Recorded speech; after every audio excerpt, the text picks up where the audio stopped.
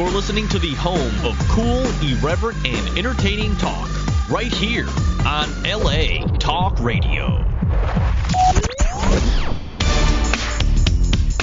You're listening to The Art of Love with your host, Lucia, right here on LA Talk Radio.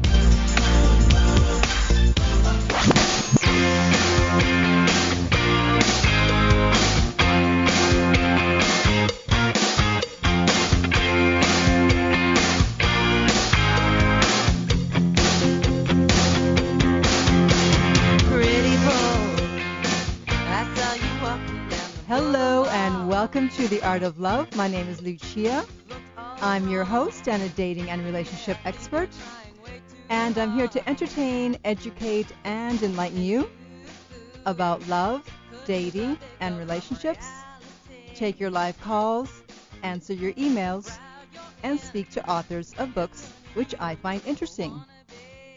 And this week we have a book which was on the New York Times bestseller list last week, and I actually booked the guest long before that, so obviously I know how to pick a winner.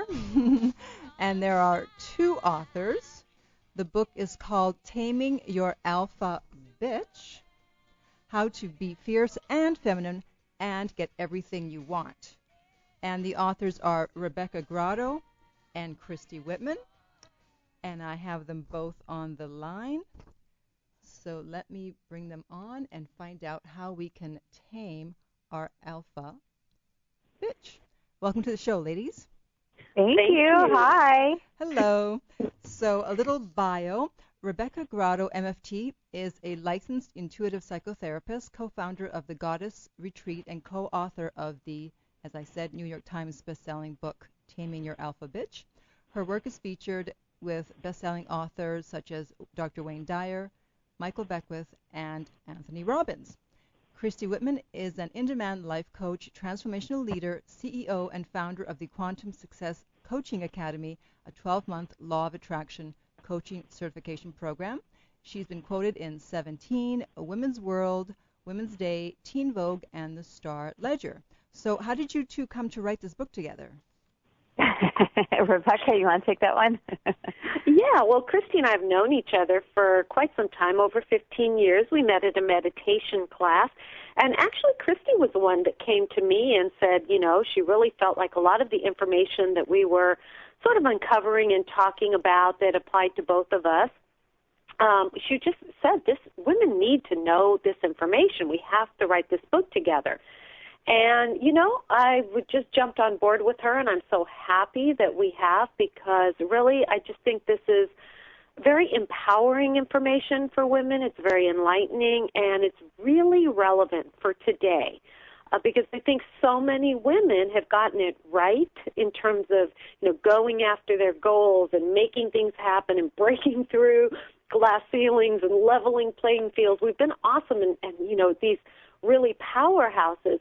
But, you know, we're really seeing the backlash of that. We're not feeling happy. We're not feeling as content as we should feel.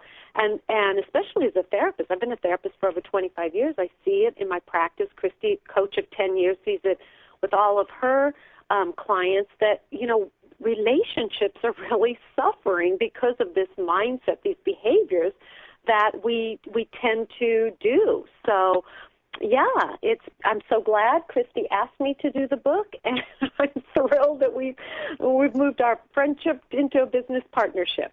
Wonderful. So obviously, you know, a very provocative title. Can you explain, I'm sure you can explain, what exactly is an alpha bitch? Yeah, it's a woman that is always she's kind of the more on top one as far as being domineering. She's very controlling, very competitive, and very attention-seeking. We like to call her the drama queen.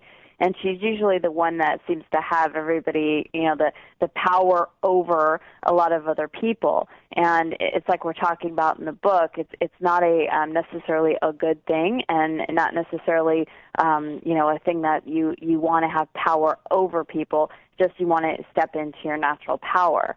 And the alpha bitch is one that it's like her life is working, but yet it's like she's overwhelmed. She's, you know, created some type of success in her life. It's gotten her to where she's where she's gotten to and at this point in her life.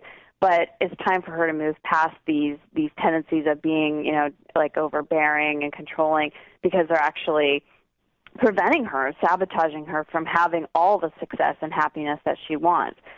We talk about, like, you might, have power at work, but you can't seem to hold down a relationship. Or if you do have a relationship, it's, your husband or your partner has definitely left the relationship emotionally, or even, the children are, not really connected to their mom. And it just leaves in relationships, a really hard person to connect with and love and, be loved by. So how do you think we got here? Because I don't think we would have been talking about the alpha bitch in the 50s. But no, I mean, I think this was really our evolution as women. I mean, we really were those 50s, apron-clad, damsel in distress. That was the definition of femininity when we look back. That was the archetype. And it's wonderful that we've moved from that we've taken that giant evolutionary leap away from submissive, passive, weak. And it's not really, Kristen and I, we're not fond of saying that we overshot it or we got it wrong. No. That was part of our journey. Mm-hmm. I think in order to get where we needed to get, we needed to really sort of exert some force. But I think for most women, we wanted a better sense of power. We wanted to, sort of step into that place of success. And we looked towards men, because they were the ones that held the power back in the 50s, early 60s. So we looked to them and we went, okay, we'll do it their way. And so we've modeled ourselves the way men go after their goals in a very forceful, competitive, way. And it's like, okay, it got us to where we needed to go. Again, I said it earlier, we've broken through glass ceilings, we've leveled playing fields, but now we're also finding ourselves, unfulfilled, dissatisfied. Depression is huge, anxiety, huge amongst women, and their relationships aren't really working, and they're coming to us saying, we've gotten the things we want in life, so why are we so unhappy? And we see this at our Goddess Weekend that we do twice a year. We have one coming up in March, and really, women, tell us this all the time. So what we're saying to them is it's excellent that we've sort of gotten to where we are, but we need to not stop here. We need to move beyond into the next step of our journey, which will be not backtracking, not slipping back by any means in terms of all the success that we want. It's about taking it to that next level where we have success coupled with total personal empowerment and fulfillment. Why do you think that today's women have so much trouble embracing their femininity? Do you think it's because they have so few role models of people that are embracing their femininity? That's exactly it. It's like if you look at, the women that have certain types of power, it's like because they don't have this feminine power. This is really a new wave of moving into beyond just being an alpha bitch. And there isn't a lot of role models. There are some, but just not, we don't see that typically in our families. We don't see that in the corporate world. So it's hard to, like Rebecca was saying, it's hard to find a role model, and the men really were the role models of how to become successful and powerful. Yeah, I mean, I've often wondered about that, because you hear about these guys being ruthless in business, et cetera, and then I always wondered, wow, do I have to be ruthless in order to succeed? Right. Oh, that's the misconception. I think, we don't realize that we can actually get everything we want. And Chris and I, you can get so much further, from a feminine, authentic standpoint. The fear within us is that if I back off, if I actually rest in my feminine power, I'm going to become that damsel in distress again. I don't want to be seen as weak or passive. So it's almost like we're going through life, I always say, at the end of our leash, like little barking, yapping pit bulls, and it's like, that's no fun. It pushes people away if we really break it down like we do in our book. And you really stop and look at the effects that has. It's not serving you. It's pushing people away. It's ruining relationships. You might have some level of success, but I really think it's a misconception that we're going to get the things that we want from this attitude, and it's an even bigger misconception that we won't get the things we want if we don't go at it like a pit bull. Yeah, and I think we see a great example of that in the reality shows. As you mentioned in your book, it seems like all the women, or probably 99% of them on reality shows, are coming from their alpha bitch.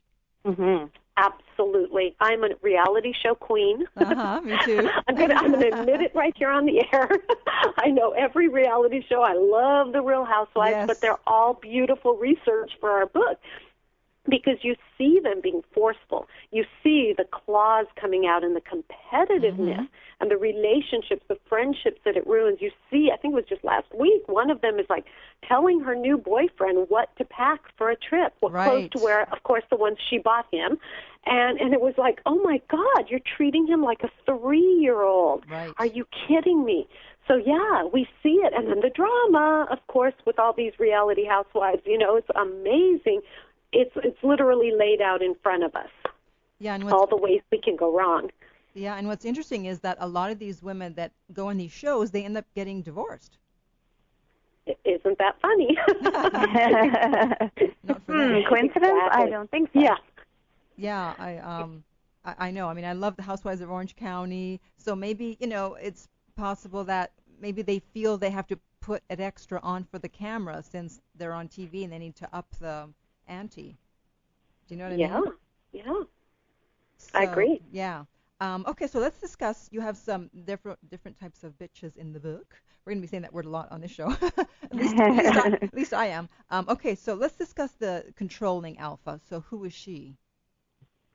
You want to go, Rebecca? No, go, Christy. Okay. Well, the controlling alpha is a woman that has to have it basically her way, and it's the only way. It's like there's no other way to do it. She doesn't allow for, it's a perfect word, she doesn't really allow for the people in her life to be who they are, get things done the way they need to get it done. It needs to be her way on her time. So she's always kind of directing everybody as to what's right and how they need to do it, and it's really based on her agenda and her schedule. And so, a lot of us can really relate to the controlling alpha.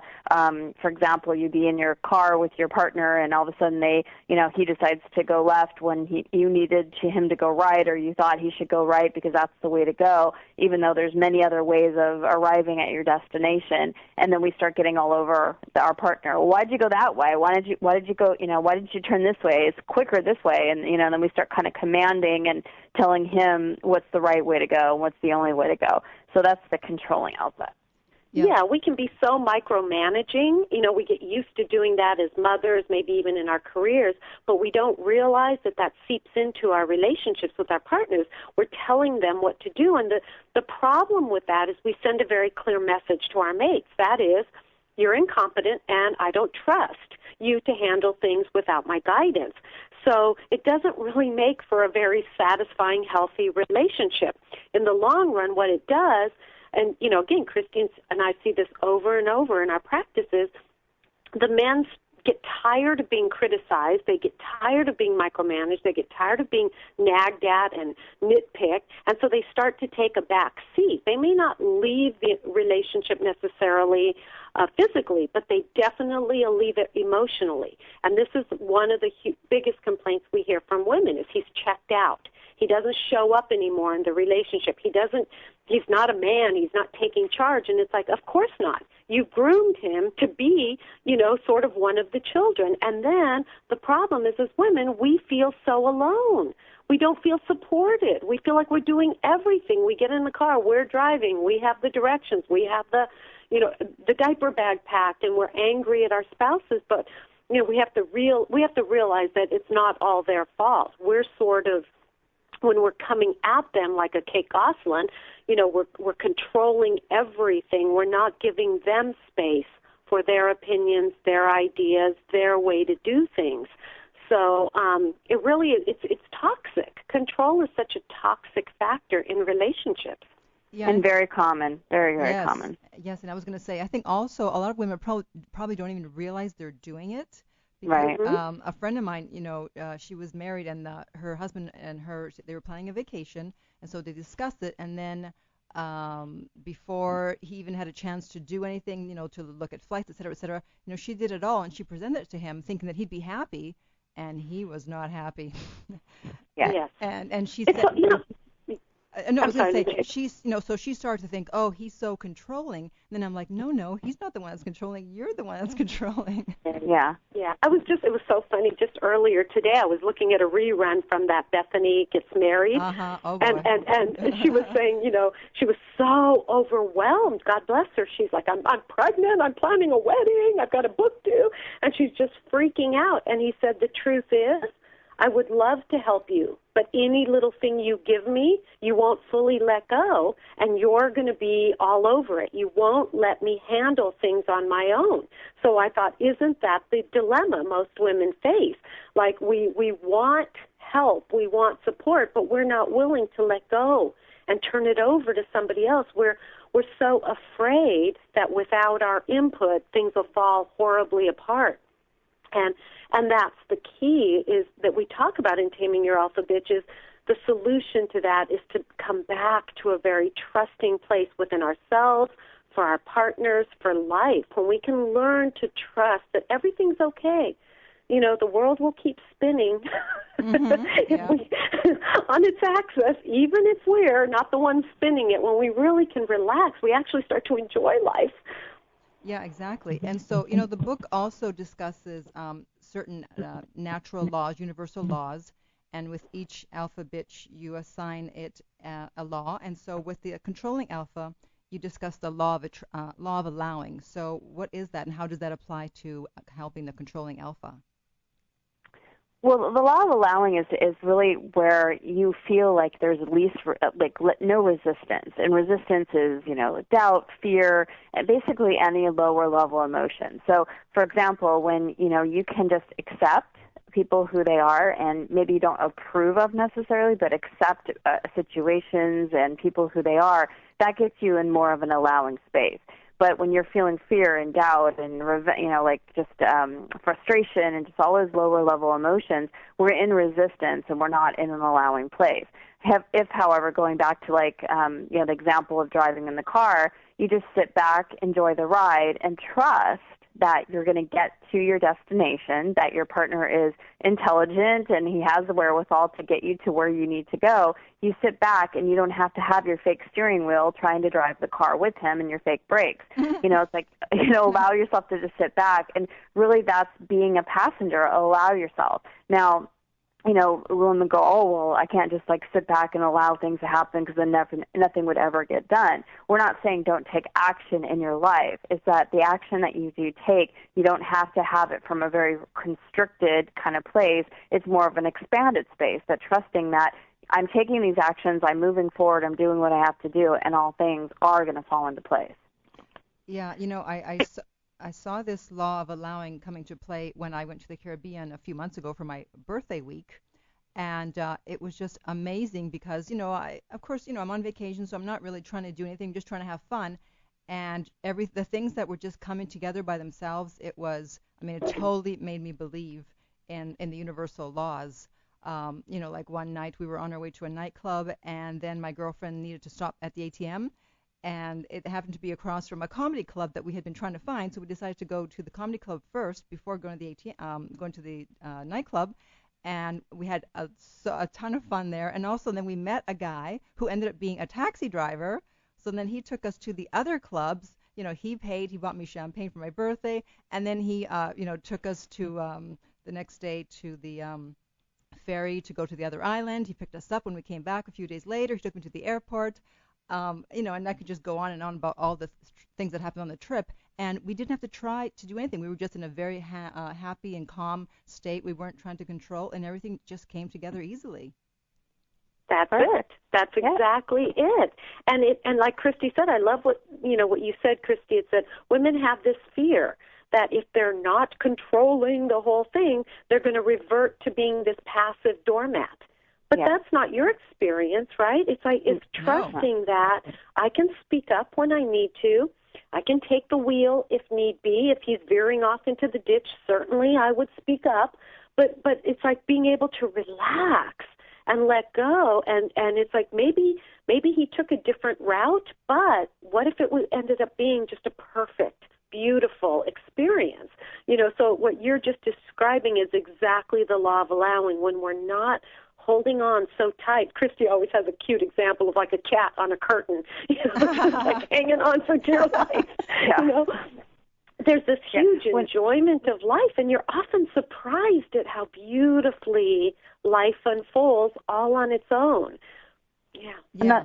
That's just it. It's like a way to think of like the alpha bitch in many aspects is that, she's spinning. She's like the Tasmanian devil. It's like, gotta do, and I gotta, it's like she's out of control spinning because it's like she feels the world is on her shoulders. She's got to do laundry. She's got to do this. She's got to do, it's like, ooh, she's spinning.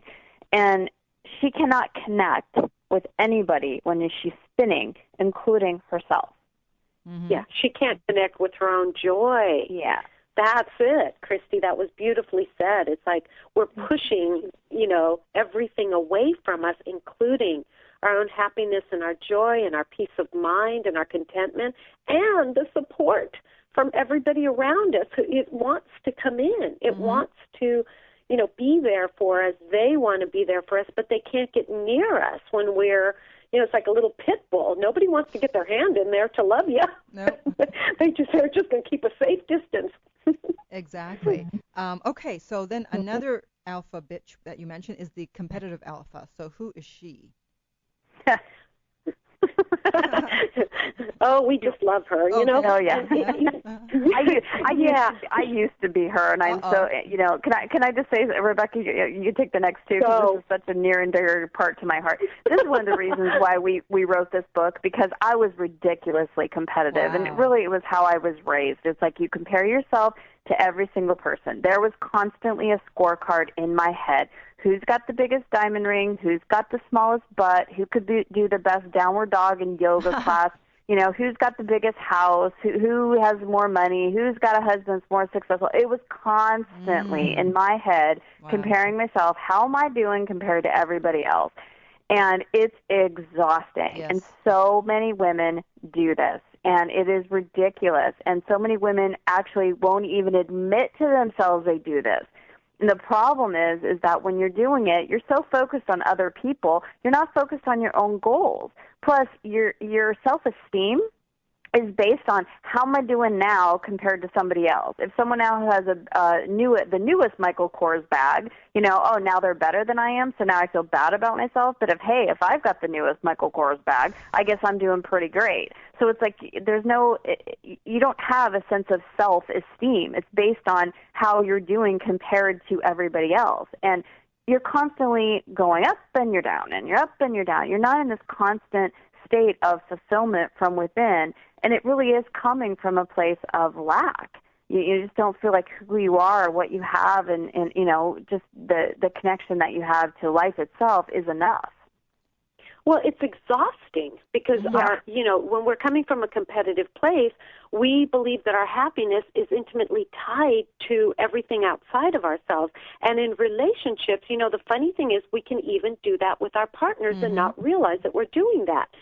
So, we're competing with them in sports, we're competing with them, in terms of our paychecks, we're competing with them, out to dinner. If people are giving him attention, we may have to jump in and get the, spotlight away from him.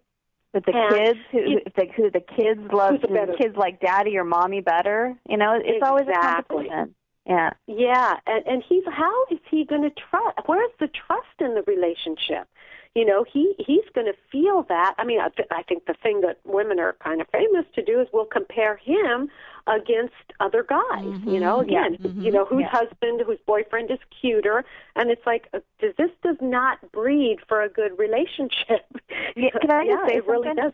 Yeah, can I just say something? I have a very dear friend. She's amazing, and I would definitely not consider her an alpha bitch in any way, shape, or form. She really is just such an amazing woman. And this kind of, it's like, again, we don't even realize we do this. She just had a baby, and her guy basically told her up front, listen, do not expect me to do anything with the baby. I'm not going to change diapers. I will go and make the money. I will do the old-fashioned way. But basically, I'm just not one of those guys. I'm not going to, be involved in poopy diapers and all that kind of stuff. Just expect it. And she was like totally accepting of it. I've got it. I'm happy to do it. Blah blah blah. And then once she had the baby, and literally it was her getting up every couple of hours, she knew very well that he wasn't going to do it. She then started comparing him to my husband. Well, you're not a Frederick, and actually started saying that to him. And I was like, whoa, whoa, whoa, you cannot compare your guy to my guy because my guy's very involved in that. But your guy does stuff that my guy doesn't. So it's like it's so like it just cuts. Frankly, it just cuts their balls off when women do that. When they start feeling like, oh, now I'm less than. I'm doing all this and I'm showing up for you here. But I already warned you that I'm not this kind of person. Now you're comparing me with some other guy. It's like I'm not enough for you. And the guy always ends up feeling like, well, no matter what I do, it's never enough. And so they stop trying to please you. Yeah. So what's the driving force behind this kind of behavior? It's lack. It's lack and limitation. That so in this example of my friend, she's wanting help. She's feeling like she's not having enough help. She's lacking in some area of her life. So now she's comparing. If you would be like him, then you would be enough. And it's coming from a lack perspective. Instead of being fulfilled and satisfied and feeling happy with who he is and how he is showing up, it's like the comparative mind goes into that. I mean, we're so entrenched in that in our society. I mean, it's like just look at the advertising that we have. It's like unless you have this new purse or these new shoes or this new car or this new whatever, this new makeup line, this new anti-wrinkle cream, you're not enough. And it's really, our society is so ingrained in, we don't think there's enough good guys out there. We don't think there's enough, time in the day. We don't think there's enough opportunities at work. It's like it's not enough. There's never enough. And the truth is that our universe really is abundant. It's like you can look at nature to see how our universe actually is, how it operates. I mean, you look at a starry sky one night, a clear night one night, and you can see that you can't count the amount of stars that are in the sky. You can't count the ounces of water that are in the ocean or how many times the waves crash up against the shore. It's an abundant amount. And we've bought into a lie that there's just not enough. Yeah. Competition is really based in insufficiency and like Christy's saying, not enough. But what happens in our relationships is that rather than acting like teammates, we start acting like adversaries. We're bickering, there's power struggles, we start jabbing at our partners, and, it really just, this need to be superior, whether it's with our partners, with our friends, at work, it really just, I think it just isolates us from all the support, all the camaraderie, whether it's with girlfriends or with our partners or even with our children. It really just isolates us as women from the support that is really just so ever important. It's our nourishment. And we literally cut ourselves off from all of that and then wonder why we're depressed or anxious. Why do you think there's so much competition amongst women? I think Christy hit the nail right on the head. I mean, consumerism is based in order to sell you on something more, they have to really let you know that you're lacking. It's like you're not thin enough, you're not tan enough, you don't have enough. I mean, it's based in that. And so we're really buying into it that, oh my gosh, I need more. I may have 100 handbags, but I need one more. Or I don't have this, latest handbag, or I don't have, it's sort of that really ridiculous notion that, there's always something better, and it keeps us in that perpetual rat race. Oh my God, oh my God, oh my God. And it's like you feel for a moment like, whew, I got it. And then sure enough, somebody walks by who's skinnier or tanner, and it's like, damn it. No, I have to try harder. And I think as women, we have to really just recognize that that's part of our culture. It's the insanity of consumerism, but at some point we need to be wiser and really, I mean, again, we're seeing it laid out in front of us with these reality shows, whether it's the Kardashian sisters who love each other so much. You see the love there, but then you see the competition going on between them, or the housewives. It's insane, and starting to see that, and I think our hope is that women recognize it's just not on TV. What part of me is doing that? What part of me is being a mom-peditor at the playground? what part of me sort of recoils inward when somebody tells me their kid just got into this prestigious college? What part of me, goes from feeling confident and beautiful until somebody walks into the restaurant who's oh so sleek and put together, or if my husband's eyes happen to kind of have a little twinkle when she walks by, do I cave in on myself? So it's really just recognizing that part of ourselves and starting to really do the work that we talk about in Taming Your Alpha Bitch. It's really starting to come from, as women especially, a more collaborative place, working together, standing with and for each other, finding our own inner perfection and not feeling like we always have to improve. It's really what Christy was saying. It's working on that part of us that is enough. We are enough as we are, and that has nothing to do with not wanting to go out and have goals and have aspirations, but really coming from a place of sufficiency within. I was speaking with my girlfriend last night, and she's very beautiful, and she was, she happened to mention Gisele Bündchen, and she's like, well, how come she gets to be a supermodel, and she gets to marry Tom Brady, and she's married with a kid, and she seems to have everything, and meanwhile, I'm just as beautiful, but, I can't find a relationship, and I'm still trying to figure out what to do with work. So what would you say to someone like that? Well, it's probably, it's not the only thing, but it's probably one of the issues that she has, is that she's, comparing herself to someone else. And obviously, when we try to compare ourselves to celebrities sometimes, if you look at like Kim Kardashian, well, she's got all this and she's got all that money, we end up feeling bad about ourselves. And that's what comparing ourselves does. She, instead of this woman looking at her own life and saying, what are my attributes? What are, what's good about me? What's good in my life? She's probably comparing herself to other women and other things in other aspects of her life. So, if she's doing this, just imagine what she does when she is in a relationship with a man. How does she compare him with another person's, husband, or, where is he not measuring up? Yeah. Yeah, it's like we have to kind of look behind this, the smoke and mirrors and realize that, it's obviously not all, roses and lollipops in the Kardashian marriage. We got a good taste of that. But it's not all roses and lollipops in, Giselle's life either. It's like what we see and then what we end up projecting is that other people's lives are so perfect or so much easier than ours. Right. And it's really, I don't know that that's the truth. Right. Yeah? Yeah, and it's interesting because you just actually reminded me of something that she used to do. She doesn't do it anymore. She's probably listening. I've told her to listen to the show, but a few years ago, because speaking about competition, she would get new things for the house, and she'd say, hey, how do you like my new table? It only costs $200. How do you like my new sunglasses? I only paid $250 for them. And it's like she would give the price of everything, and I'd be like, wow, why is she doing that? Right. So, yeah, exactly. And we do it all the time.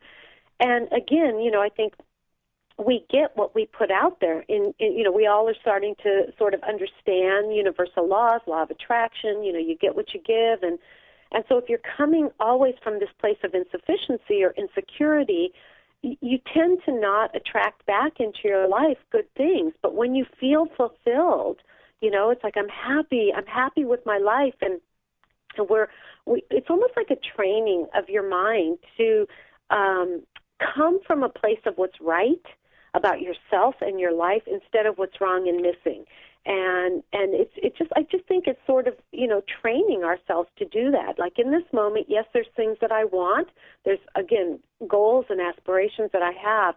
But when I wake up in the morning and as I walk through my day, can I look around and go, I'm content, I'm happy. I'm happy with the way things are in my life. I'm happy with where I am instead of going, oh, my thighs are still so fat. I still need this. I think as women we've just gotten in a bad habit, and we need to just be conscious of that and work on that. And as we come from a place of sufficiency, things I think just show up in our lives, in a magical and if not, it's like at least we're happier. Right. So yeah. I always say I love the fact that as I get older, my eyesight is getting worse. So I tend to think that I'm still looking really good. Right. Yeah, but and to that point, Rebecca, that's a great point. It's like it doesn't mean we don't have goals or we don't strive for, achieving something else or, wanting to, feel better about ourselves or whatever it is. It doesn't mean that we just go, oh, I'm so sufficient and then I don't ever want. We're desire-seeking beings. We're always going to want, something else. We're always going to want to achieve something. But it's the approach that we take. If we're trying to move towards something because we're not enough or that we're running away from something or that, something's missing, so now I got to go get this, it makes success a lot harder. And then it's always like you get the success and it's like, all right, well, what's the next thing? Because I only feel better. I only feel good for a minute. It's almost like an addiction. Yeah. And instead of really coming from that fulfilled place and feeling that what I have right now is enough, and you know what? That would be a unique experience. I'd like to experience what that would be like too. And then you move towards your goals, but you're coming at it not because this thing is going to make me better or make me more special or make me more fulfilled, but you're moving towards it because it's like, ooh, that'd be a cool, neat experience. I want to move towards that. It's a very different energy. Right. And as women, what we can do is use each other as inspiration instead of competition. So let's say Christy accomplishes something, and rather than looking at her and going, you bitch, what a bitch, or finding all the things wrong with her to make myself feel better, I can look at her and go, okay, girl, how'd you get there? Right. Show me. Will you help me? And her response would probably be, of course, it'd be my absolute pleasure to help you. So if we start to use one another as inspiration, hey, you just booked this fabulous vacation. How did you do that? Can you help me? I might just find that, oh, my God, absolutely. Let me give you the link here and book it for yourself. So, again, we say in the book, we can move from competition, which is so corrosive to the spirit of women. It's just so bad for us. We can begin to work together in a more collaborative venue and work from a place of inspiration. Yeah, I totally agree. When I see a beautiful woman, I don't get intimidated. In fact, I'll stare at her because I'm trying to, ingrain in my mind, okay, what is it that she has that's making me, look at her, find her fascinating? Is it the way she's dressed, the way she carries herself, her makeup? Yep. And so I take it as a learning experience rather than as someone to, hate. Yeah.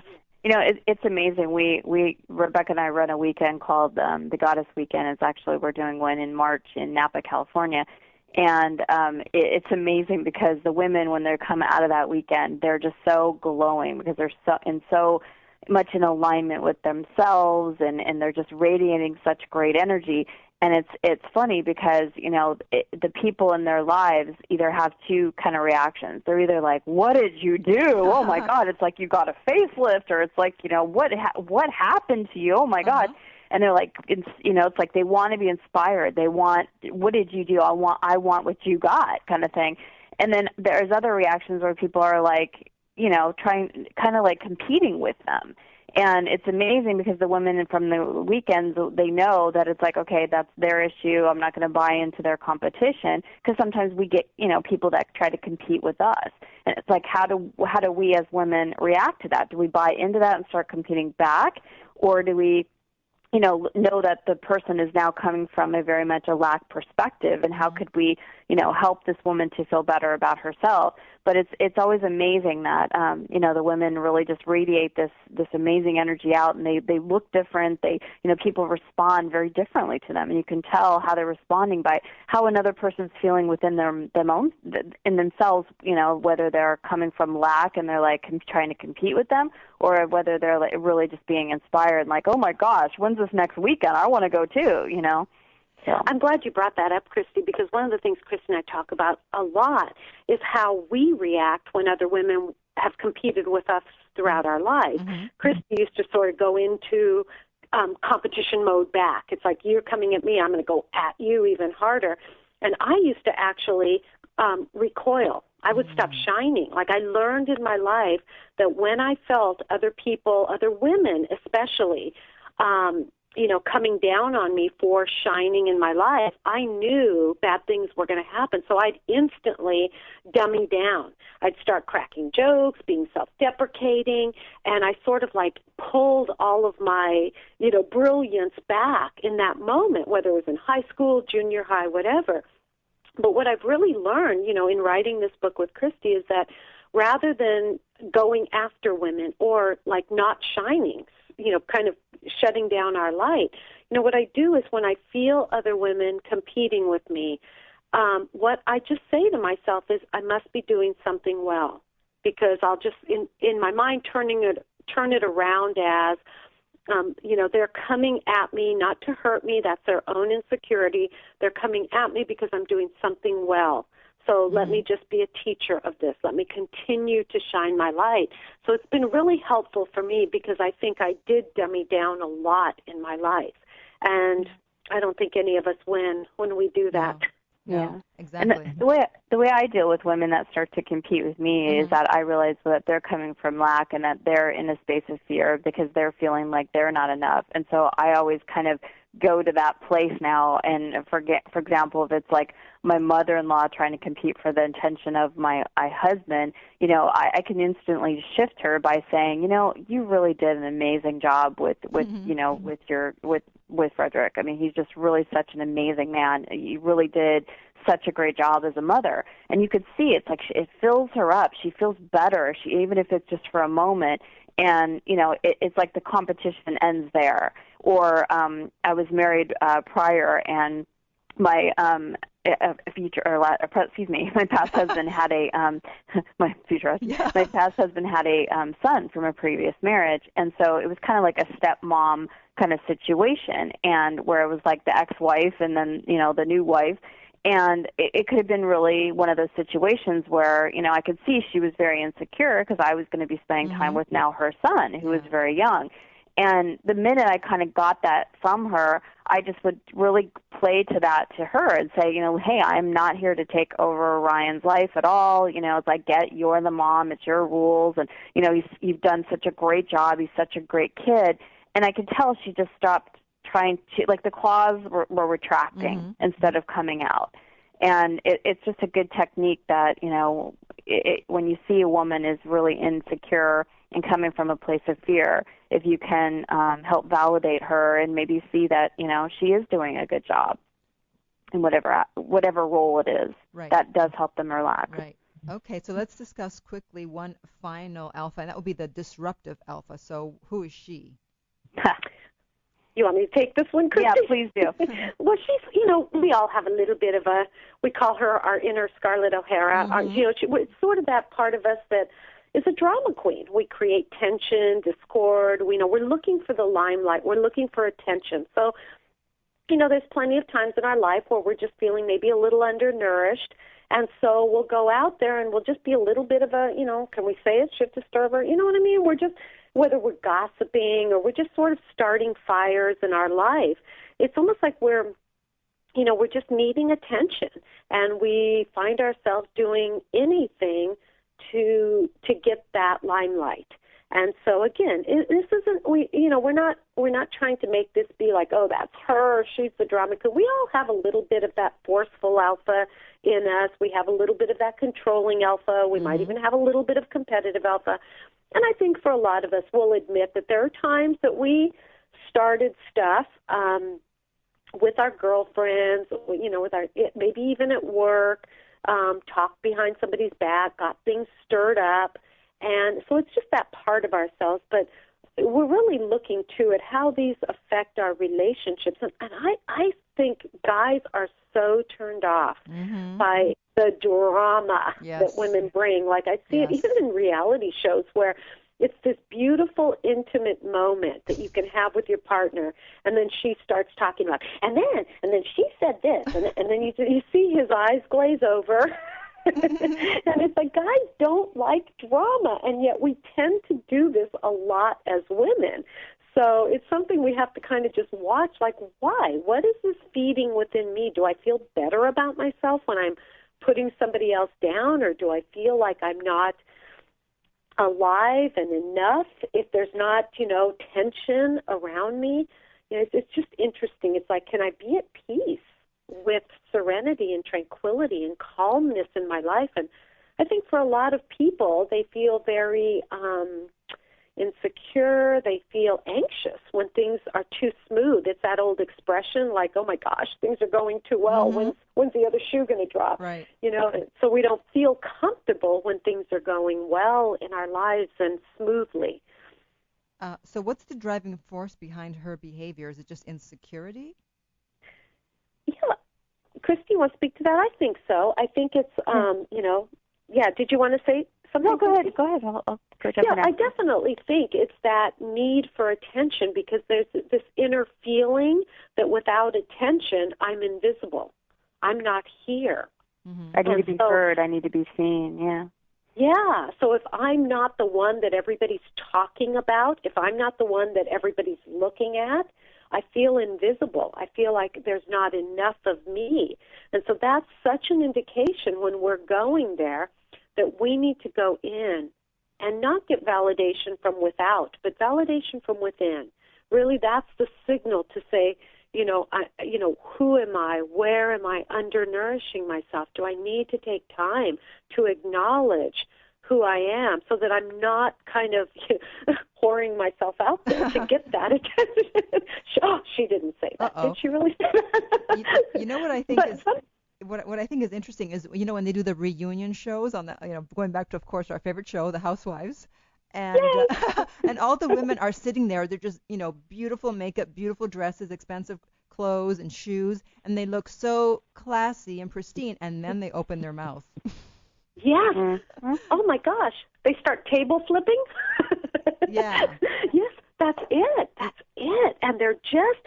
It's like you're looking at a junior high lunchroom. They're talking over one another. They're disrespecting one another. Oh, it's horrible. But it's this inner need to almost feel valuable, validated, to win the argument. So it's just interesting. It's like, as women, what's the solution? Again, when we realize that the ultimate nourishment we have is to come from within, to be still, to get used to calmness and tranquility, because, Christy and I see this all the time. You will never hit your goal as long as there's chaos and confusion in your life. It's very hard to get to your goals. I mean, we use this example in the book of, think about being on an ocean where the waves are just crashing all around you. It would be very hard to hit your destination. It would be so much easier with smooth sailing. If the seas are very calm, you know exactly where you want to go, and you're going to have a much easier time of hitting that goal, versus all of the chaos and confusion. We don't know what we want. It's hard to have clarity in our lives. We're just always putting out fires rather than being very proactive through a space of calmness and serenity. So that I think is one of the behaviors that really holds women back a lot, and that's drama. Mm-hmm. And we, yeah. Mm-hmm. Mm-hmm. That's right. Okay, so your website is alphabitchbook.com, and you mentioned a workshop or a goddess retreat you're going to have in March. Do you want to talk about that a bit? Sure. Yeah, it's going to be at the Meritage Resort in Napa, California, and we've been doing this, this is our fourth year, Rebecca. And it's just, we really take people through, women through what the essential elements of being fierce and feminine are, of really stepping into that goddess space where, you can manifest what you want. And just a really cool story is we take everybody not only through, like, teaching them, but they get to experience the energy of what it feels like to shift from being, controlling to allowing, as an example. And we actually do a manifestation process. And the very first goddess that we did, Rebecca and I we did one together. We did it's kind of like a little ritual. And we we put in that we wanted to get a publisher for our book, and a month later we had a publisher that literally came to us and was like ready to sign the deal like immediately. Wow. There was no, it was so magical the way it happened. Can I just say something? This was after many, many years of trying to get a publisher, so it was pretty miraculous. Yeah, it was, and going through like, okay, we might have a publisher, and then they fell through, and then, this might be the publisher, and then they fell through. I mean, we're ups and downs and ups and downs and ups and downs. So to have this just like, boom, we got a publisher, solidified. Here it was a publisher for Alpha Bitch. They were amazing. So, and then the last time we did the Goddess, we said, okay, book's coming out. We want to be New York Times bestselling authors. We want Taming Your Alpha Bitch to be a New York Times bestseller, and that also has happened. That's so right. It's pretty amazing, and we have a lot of reports of that from women that have, attended the weekend and really stated something that they wanted during the manifestation process. So it's just a really life changer. It's a really transformative weekend because women get to really get into the sense of what it feels like to be fierce and feminine, and from an experiential level, and really how to take this back into their lives. What does that look like at work? What does it look like in relationships? What does it look like parenting? I mean, even to like, what does it look like when eating? Having sex. I mean, it's like, what is that like in your life, so that you can really fully become integrated into that when you go home. Okay, so. Wonderful. Well, thank you so much. That sounds fantastic. Again, the book is Taming Your Alpha Bitch, How to Be Fierce and Feminine and Get Everything You Want on the New York Times bestseller list. You manifested it. Congratulations, and thanks so much for being on the show. Thank you so much. Thank you. Okay, take care. Bye. Best of luck. Bye. Okay, that was a lot packed into one show. Hope you learned something. I'm sure you did. So thank you so much for joining me today. My website is theartoflove.net, where you can sign up for my free weekly newsletter. My book is at lessonsoflove.net, and the book is called Lucia's Lessons of Love. And until next time, remember that love inspires, empowers, uplifts, and enlightens. You're listening to The Art of Love with your host, Lucia, right here on LA Talk Radio.